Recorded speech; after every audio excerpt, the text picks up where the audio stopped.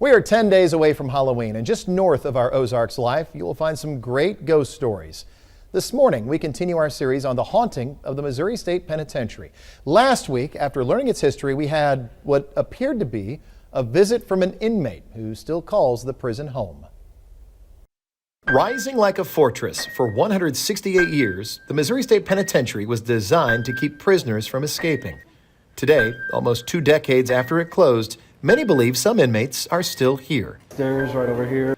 For a fifth Halloween, I'm following David Glidden. He's the founder of 4 State Paranormal and the YouTube series Haunting History. His team wants to find evidence of these haunting claims. We have places that we call them peekers, where they'll peek out at the cells at you. A great source for those claims, former corrections officer and Crocker native Tom Wells. And during our interview with him, we do phasma box, static boxes. We get Somebody was walking up there. Yeah, it could be. David and I heard shuffling a level above us in Building 3 as if something wanted to listen in. I'm sorry. No. It happens when it happens. Unfortunately, David's team did not catch any audio from this event. Okay. It just goes down as a personal experience, not evidence of a haunting. So why do people think the Missouri State Penitentiary is haunted? It opened in 1836, 100 years before Alcatraz, and closed 40 years after the Rock was shut down. So do we go in here? And during that long history, hundreds of deaths happened inside of these stone walls. Some think the hate, chaos, and angst left an imprint on the penitentiary. The emotions that were left behind by the people that were here. You had everything from deaths, fighting, to even some good times. So, I mean, there's a lot of energy dispersed here. And who knows, maybe some people felt like they still can't escape or can't get out. So he was there, though? He was there. Okay. On this night, David's team has full access of 4 buildings on the property. Building 3. It was here during the riot of 1954. Walter Lee Donnell was murdered in his cell. Fellow inmates beat him to death with a hammer because they thought he was a snitch. We also have Building 1, the women's facility, where a woman is said to still walk from cell to cell. The execution chamber, where 40 people were killed, 1 by lethal injection and 39 by cyanide gas. Claude McGee was one of them. Already serving a life sentence for murder, he then killed a friend while inside and became the only inmate executed for a crime while in prison. And Building 4, built in 1868 by criminals from the Civil War, and in its basement.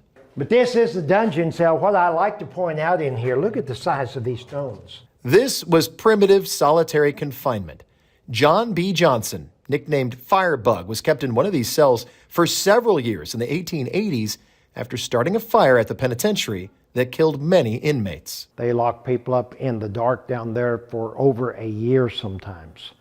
And people would lose their mind down there or go blind or, murder each other, whatever. Once the sun went down, we broke into teams. David and I started in the dungeon cells of Building 4.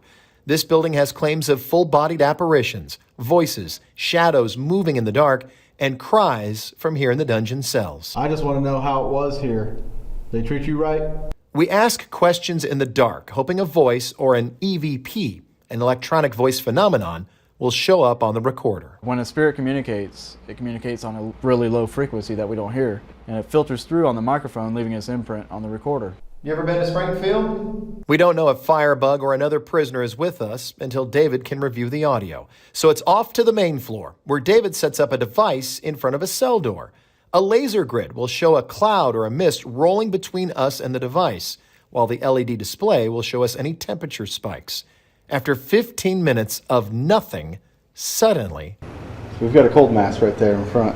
the air starts getting colder around the cell, not near a window, but in the building. In over 3 minutes, it grows larger. When the spirit manifests, it draws energy out of the air, leaving cold spots. So what we could be seeing, possibly, is the drawing of energy from this spot for something to happen somewhere. Is something trying to appear in front of us? Well, join us next week. We'll have a look at what, if any, evidence the team was able to find. The Missouri State Penitentiary has many different tours that you could go on. Right now, its ghost tours are pretty much booked solid into November, but it's great to visit no matter when you plan that trip to Jefferson City. We have links to the State Pen, by the way, on the website. Just look for these stories.